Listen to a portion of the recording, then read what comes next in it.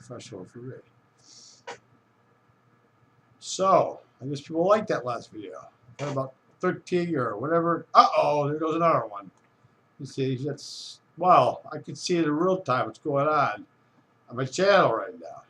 Anyhow, you see me, but I see you too. See, I see not you yourself, but what you look like or anything. I not know much about you really, but I do have a general idea of who's watching, who's not. Like, I'll let you know now, subscribers. I only got 2 subscribers. Well, subscribe. What are you afraid of, man? What, I'm talking the truth? You don't want to subscribe in case some, what, NSA person? I ain't talking terrorism here. Oh, God forbid. Don't say the bomb. You know, it's the bomb. You know, if someone, look out, you know. I mean, really. I didn't say anything about terrorist action, but, you know, you put that word in there, look out. It's like the Adam Sandler movie. You know, he's on the plane.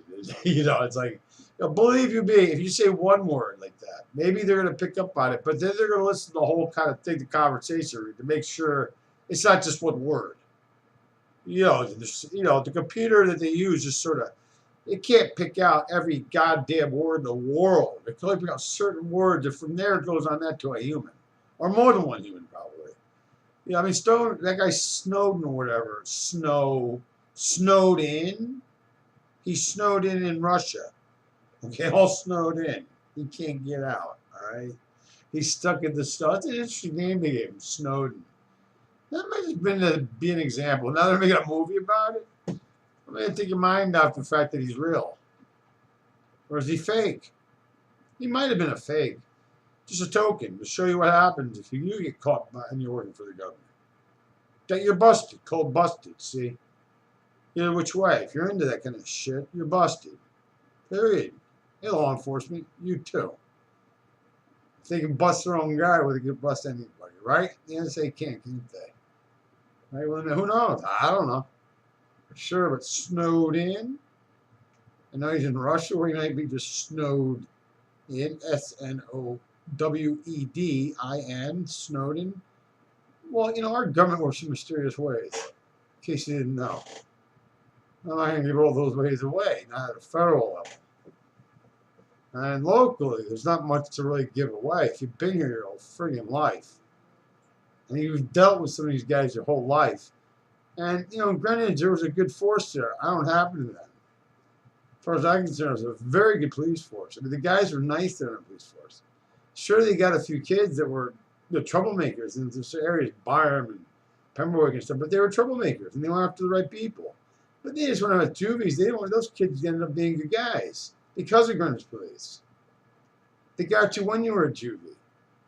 So that you get a chance, a second chance, a third chance. Who knows how many chances before you became 18? But at least they'd show you a thing or two, like about, you know, they were good guys always. Always the good guys. Now I don't know anymore what they did to me in Greenwich. I was working for Panda there. Panda Pavilion on the west side over there by my old neighborhood, Chickahominy. On the post road across from Shell Station in Greenwich. West Putnam. Or Panda Pavilion 3. And then all of a sudden I'm making a 3-point turn. Well, I'm facing the curb and really focused on the curb, right at the curb, because I'm getting right at the curb. And I'm going to flip it in the reversed and then turn around and go the other way. I knew no driver was going the way. No accident involved, just me alone. And at the curb, as I'm stopped at the curb, I'm surrounded by like police cars. Well, they know I was working there already. They came to eat. They're all around already. The British knows me already. See, they know my history. Well, I know their history too. They don't like that. I'm speaking out now. I'm trying to speak out. They don't want it anymore. Well, a bunch of new cops here, a bunch of new detectives. If all the old guys are gone. Well, I know a couple of them. And they know me as being a good guy. In fact, I know an old juvie detective. He's Mike Pansy. He's an inspector for the prosecutor now. Right here in the Superior Courthouse. Or Stanford Superior Courthouse. Well, he's a friend of mine. He can't help me with anything, but he's a friend. We talked off the record. I'm going to tell you what we talked about. But off the record, we spoke about what's going on with me in Stanford. I've been arrested 7 or 8 times here, guys. The people who know me out there, people who don't know me. Around this area, a lot of people know me. So, you know, guys, friends in Greenwich, all my friends there in Greenwich, all my tons of friends there in Greenwich, including Janice Calkin, who's still alive to this day. Anyone who's watching these videos who knows me, who I grew up with in Greenwich, not Stanford, Greenwich. Well, you know better. Jeff's no friggin' criminal. 7 or 8 times, but I'm still walking. I'll tell you what happened the last time, because I keep that between me and my lawyers. Lawyer or lawyers, I'm not sure yet how many it's going to take. It might take more than one. But believe me, they'll be working for me for free.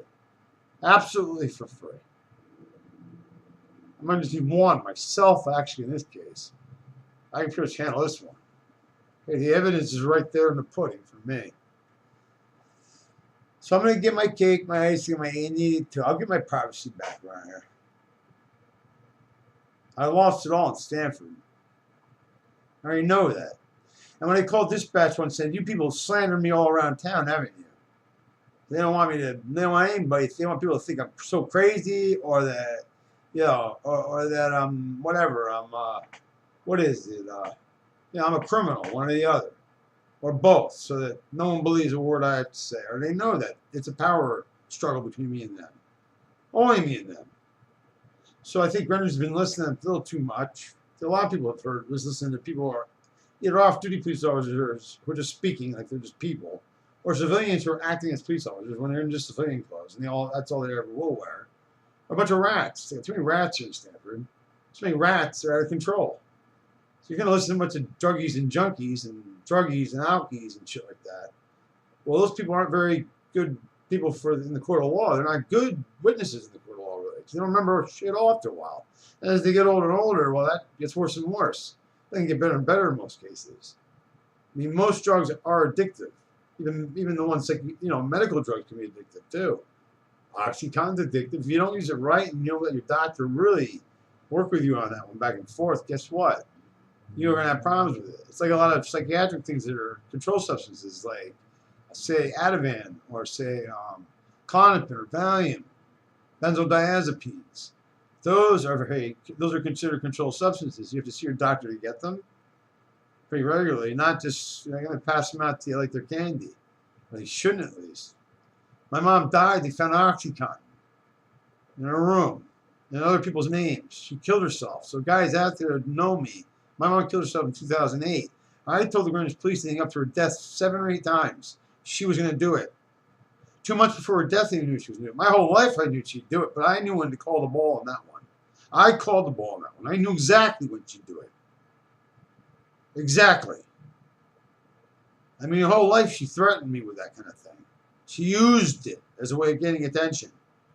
But she never was actually going to do it. But I knew when she was actually going to do it. See, that's the difference between me. The Du Bois Center, the crisis team from here in Stanford went over there. Stanford went over there. They go to anyone in the area. They're with the state, so they go everywhere. That's the state people.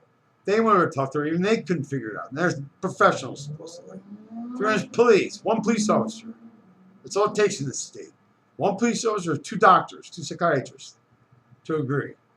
Or 1 police officer to get someone in the hospital. Well, I guess those officers, those 7 times I called them, they didn't do such a good job, did they? No one used their sane, good judgment in that case, except for me. I guess I had to be pretty sane and doing pretty good damn judgment. Hey, I've taken a few psych courses in my life, maybe. No one always known me much as an adult from Greenwich. Kind of left you guys. Been around much. You haven't seen me in deep. You know how long it's been you've actually seen me or heard from me or even known what I've been doing? Exactly. My point. Well, Larry kind of disappeared too, right? Well, I did too at a later age. Way long after Larry did, though. I stuck around. Well, I've always been close. I mean, I've seen you once in a while. Well, I didn't say shit. You know why? I don't know. But I knew so many people. How could I know you all growing up? How could I know so many fucking people that well? Now, a lot of you all, you're all great from high school. Most of you that I met, that I knew, that were considered friends. You considered me to be your good friend. I know that.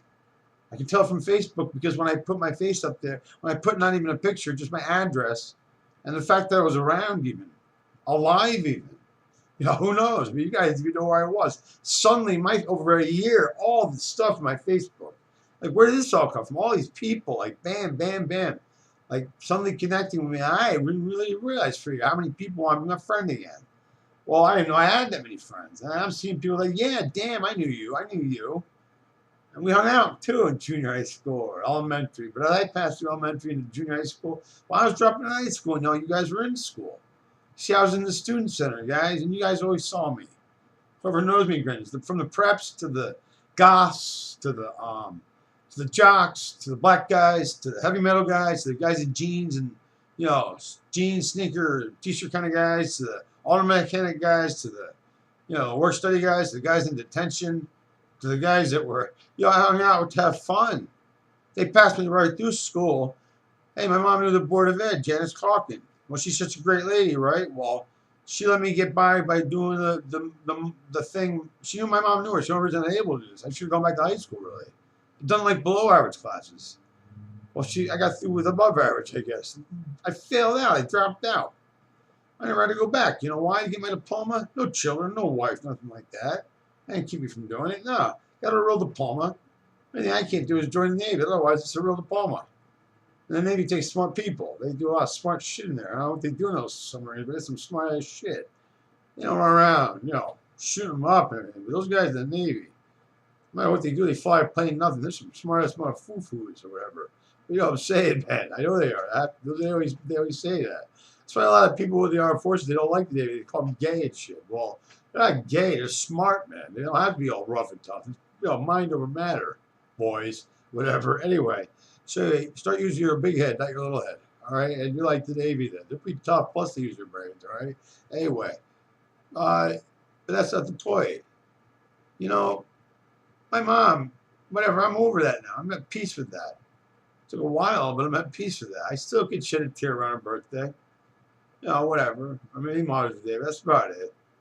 Christmas I get through okay now, and, I'm fine with that one. The rest of the holidays and everything, but it took a while. It was a shocker at first. When someone commits suicide, that's what she did. She killed herself with all the pills. Probably got drunk first. She was drinking. She always had a problem with that. I caught her doing cocaine when she was 25. I always knew my mom was going to have problems her whole life. I always knew that. But what can I do? I can't be there with her forever, right? Can I sit back and watch my own life stay stagnant?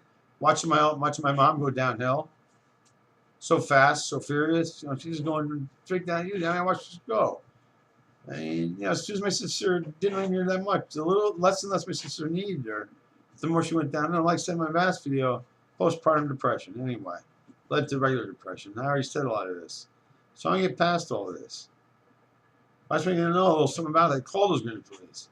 As far as that educational system goes, it's great, but it left me behind. You know why? Because all I do is add 2 + 2, register to vote, do tasks. The adult version of getting through high school is if you're 26, couldn't finish high school, you never got your GD or nothing, but you had kids and a husband, or you have a wife and kids or whatever, kids and a wife, whatever. Either which way, maybe female or male, you know what I'm saying. And all I like to do is do certain tasks. I mean, one of them registered a vote. My mom filled the whole freaking thing. I signed it. I didn't even do that. I didn't read To Kill a Mockingbird. The required reading in school, I haven't read it. No, I don't like reading. Reading is hard for me. Extremely hard. I'm freaking dyslexic. Okay, guys? That's what I am. I have a tough time with words. Not saying them. Reading them and writing them, for Christ's sakes. That's where you have the problem. It's sort of like the brain doesn't want to let your eyes go from right to, left to right. It wants to go from right to left. So I'm a goddamn artist. I take in things visually. Well, I have my advantages. I learned through documentaries. All I ever learned really was through documentaries. It's the only classes I really liked was when they shut all those friggin' fluorescent lights that I hate. And that blinding page coming at my face. And I find out now later in life, and on the YouTube, there's a lady, if you look it up, and I'll debunk this, that the fact is that kids are coming sooner and sooner for eyeglasses. So they're reading too much texting and all this texting, all this reading and texting and writing and reading in school, all this reading and writing overly done is causing people to go blind faster.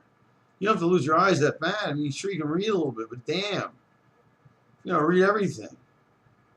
I mean, it's really amazing, but it's true. Ophthalmologist, one ophthalmologist gets online, he says that, alongside with somebody else, but he says most people are born with naturally good eyes, excellent eyes, 20/20 vision or better.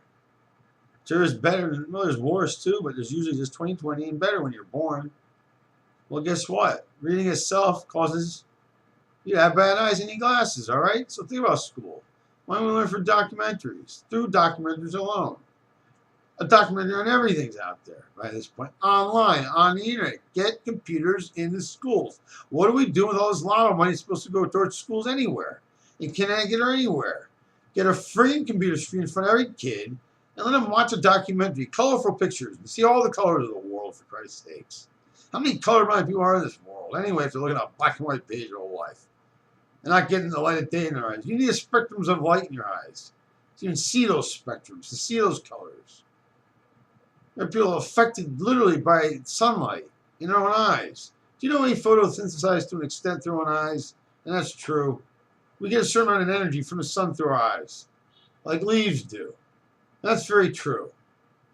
If you have to research this to really know it. Well, I love researching. And I'll spend a lot of time working. Like I said, 4 hours a night, maybe 3 hours a night, part-time, once in a while. All summer I don't work much. Not much. I live with my father. Rent's low here. I move out, yeah, I'm going to have to pay rent, but I'm just a single guy at 45 with a dog. I don't care where I live. It's all right. I mean, if I meet a girl, I stay in some cheap hotel room or whatever. It's only going to be for the night at 45. I ain't get married to her. What do you think? Then again, I don't talk afterwards. Probably why I got a very good reputation around grinding his porch to survive. Stanford never quite met anyone here. Because here, well, I don't want to, really. I want to know her for the night. I don't want to wake up next to. A couple I met here, but of all I've ever met, I really can't count on both hands or both set of feet. It goes beyond that because I'm a single guy. See, I wasn't married at 23 or 24, 25, or 26 or 27 or 28 or 30. Got to do something, man. If you don't have a wife, what do you do for sex? And there are women out there too that are single. Well, what do you think we do? We have sex, we got to get along well, but we need sex with each other. You see that? We need, there's certain for instances I can give you, but then again, like I said, I don't talk. I don't take bragging rights or whatever. Not at all. Anything I do. I don't care what it is. I don't take bragging rights. And I'm not a big bragger. I'm a humble kind of guy. Anyway, usually. But anyway, the Greenwich police fucked with me in one way recently. My car, while I was doing that 3-point turn, back to that again. At the curb, they surrounded me. This was on October 2nd of last year. It's on my Google Maps. The airbag, they said, came out. No airbag came out. They cut the steering wheel, the vinyl. All right, they pulled it out. Something. I think they dragged it all around over. Actually, see on my Google Maps, went to the end of Byram Terrace there, at the corner of Byram Terrace and Weaver Street from East Weaver, where this so-called incident actually occurred. When the report says it happened over there, it shows my car went from East Weaver directly to my auto body shop with no stopping. Well, yeah, there was a bunch of rubbling going on off in those bushes just beyond Byram Terrace, beyond the sidewalk. It shows the line of the sidewalk right there. So they took my car right up on the sidewalk. We're up and down, all around. Down Byram, all around. Bam, bam, bam, bam, all around. How many people were involved in this didn't see this going on? They didn't call this one in to someone else besides because you saw the cops there and everyone doing it? Well, hell, must be with someone seeing it. And an old man's boy saw me frothing at the mouth. Well, if that were true and really actually happened that bad, where I called my airbag off and I was frothing at the mouth, wouldn't I have spent more than, say, an hour and a half at the hospital getting a few x-rays, boom, boom, boom. They looked at a bunch of things. I think within an hour I was out of there. As I got there it was around 8 o'clock at night. Still daylight out in the middle of summer, so it was around 8. I've been out for early delivery already, a couple of them already. You take a few at a time. Probably my second time out. There's a lot of time in between. See, I had to be between 6:30 and 7:30. By dark, I was pretty much gone. The last thing the officer wanted me to do was drink a bunch of water. Next thing I knew, right by my house, where I live, and they got my address that day.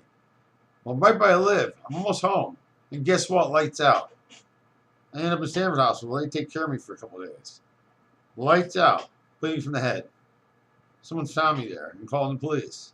The ambulance came and got me. I was soaking wet. Back when I woke up, my hair was still wet and matted with blood the next day. Well, they couldn't do much for me at night. They just wanted to let me sleep. There wasn't much of a wound there, I guess they figured. I cleaned it up and just let it go. Let it get air. It was probably not much of a wound. But hell, could have died that night.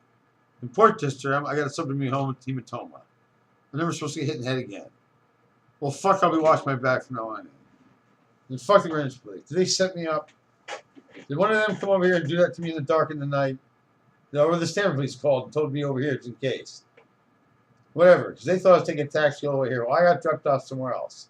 Who's involved with all this? I think a lot of people don't like me. Well, why? I don't know. Because I'm just your average Joe.